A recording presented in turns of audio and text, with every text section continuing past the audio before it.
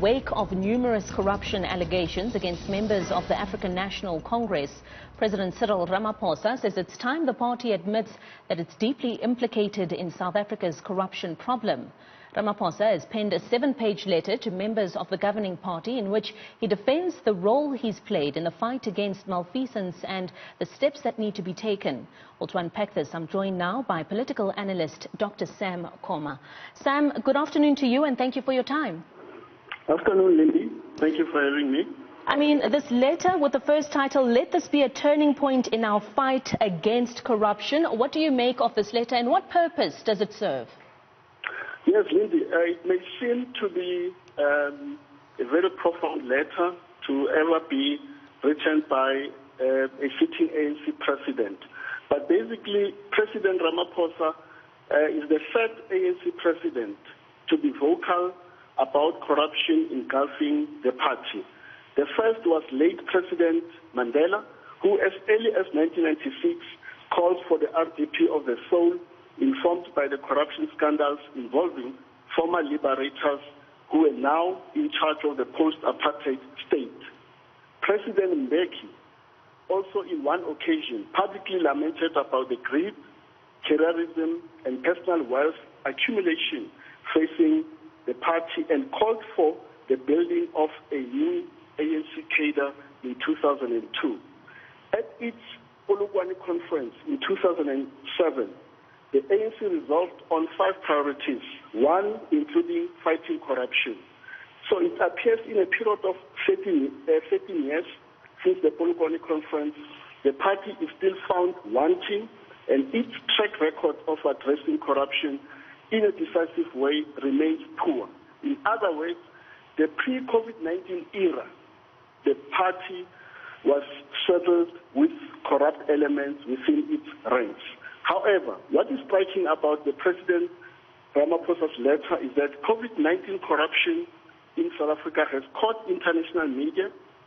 It is pathetic and disappointing that while Asian countries such as South Korea, China, and parts of Europe, Latin American countries, North American countries, and parts of Africa were grappling to fight and contain this pandemic, in South Africa, sees masquerading as public representatives, officials, and entrepreneurs saw this situation as an opportunity to amass wealth by hook or crook.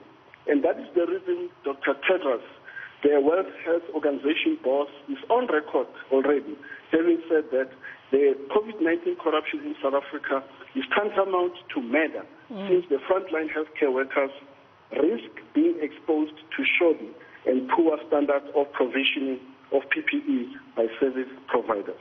Sure. So that's the context we need to situate the letter by President Ramaphosa, which he circulated to the rank and file of the ANC members. I mean, you've spoken about how the president has been vocal about corruption, but can the ANC really say it's made progress in dealing with corruption? This letter details, I mean, the investigating directorate in the NPA, the SIU Special Tribunal, but if the ANC is saying it's serious about fighting corruption and it's made that clear, why has this not been a deterrent? Yes, because some of us, we have always said that corruption in South Africa will end the moment political leaders start wearing orange overalls and serve jail sentences for criminal convictions in the form of fraud, corruption, money laundering, and racketeering. But then it appears that this time around, the ANC, I may give it credit, that they are now looking into, one, fast-tracking the implementation of the lifestyle audits among the NEC, PEC, and REC members.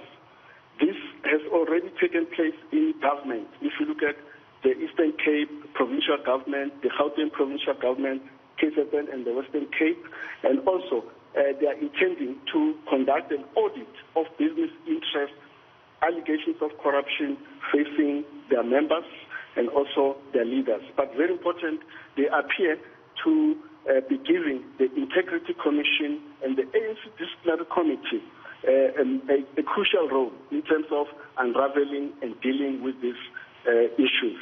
And also, lastly, the letter also speaks about the mandatory clearance that ANC members have to now obtain from the police regarding the status of their criminal records. And this is a proposal, in fact, which was mooted by Joel Nechitenze as early as 2017 ahead of the ANC National Conference. So I'm glad that they've now taken initiative to implement these three measures. But then the jury is still out, Lindy, whether between now and the next local government elections, we may see visible action that speaks to people being subjected to prosecutions, arrest, and also convictions. Sure. I mean, as you're speaking and you're mentioning all of the things that the president has said needs to be done in order to ensure that South Africans are able to trust the ANC again, the ANC taking responsibility, would you say the party has been honest with the people? The ANC has always been open in terms of facing or confronting societal issues. As I said, as early as 2007, when they went to the Polokwane conference, they flagged fighting corruption as a priority for the party and also being in government. But since the Polokwane conference, the Mangaung conference, and the Nazareth conference, in between these conferences, there was no political will to take on corrupt elements within their ranks and those who happen to hold public office. So in that respect, it seems they're very good in talking, but very poor in terms of executing these noble ideals, these noble policy measures that they have prioritized as a party. But it remains to be seen whether, as I said, between now and end of this year, because 2020 was marked as the year of orange overalls. So let's hope that with these arrests that are now being executed by law enforcement agencies such as the Hawks, and also involving the SIU and also the NPA and the police, we may finally see this arrest being brought before the court and ensuring that we see some serious prosecution and also conviction. Because it's not enough to just simply arrest an individual facing certain charges without ensuring that there is due process, and finally we see some justice being served in respect of holding those individuals, those officials, those entrepreneurs accountable in terms of misuse of public funds and also the looting that has taken place as a result of the onset of the COVID-19. Sure. I mean, one of the arguments that have been made is, yes, the ANC may be open and they may be speaking about the issues that are plaguing the party, but it seems as though it's an afterthought. I mean, we've seen Zandile Gumede being placed back into the KZN legislature, the outcry from civil society, and then the KZN premier coming out to say, well, maybe it wasn't such a good idea. Why was that not thought of initially when that plan was being put together? Yes, if you look at the KZN dynamic and also the redeployment of Zandile Gumede, to be honest, the KZN ANC leadership, they are trying to dislodge Zandile Gumede by virtue of being very popular within the eThekwini region, bearing in mind that eThekwini region remains one of the biggest regions of the ANC. So if you want the numbers, and also you want to contest any leadership position, either at the provincial level or at the national level, you need a eThekwini region plus its leadership to rally behind you.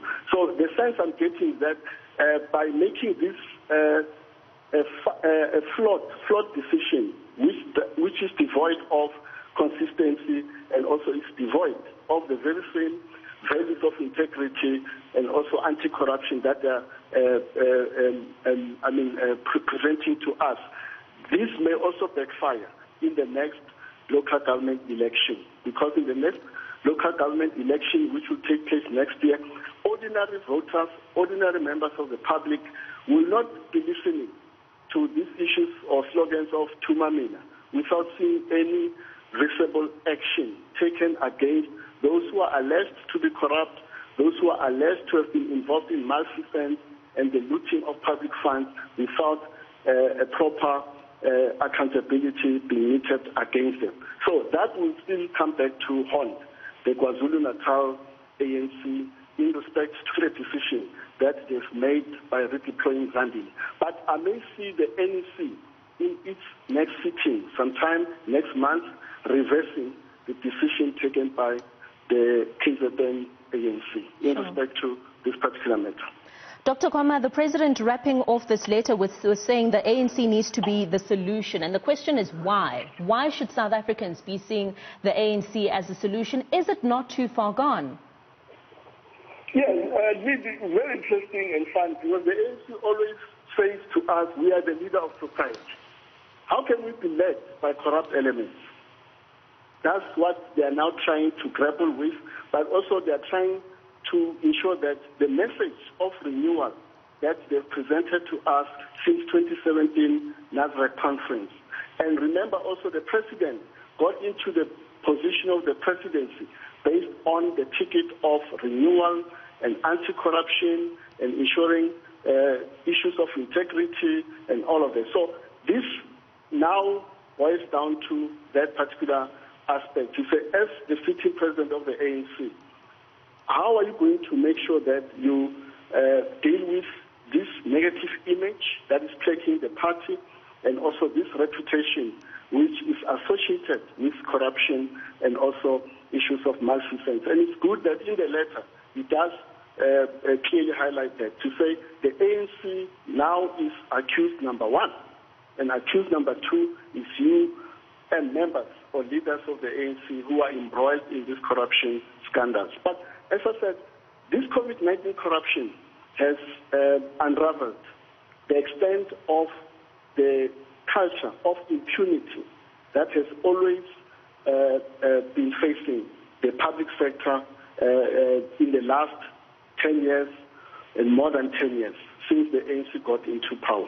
So these are not new issues that are coming to the fore, but this time around, the issue that, because we are all facing a pandemic, we are all told to sacrifice. We have also taken certain steps.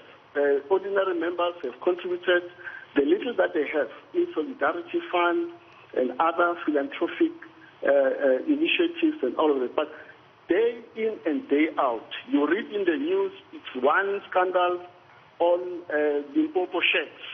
While you're listening to that, it's another scandal ensuing in Mpumalanga.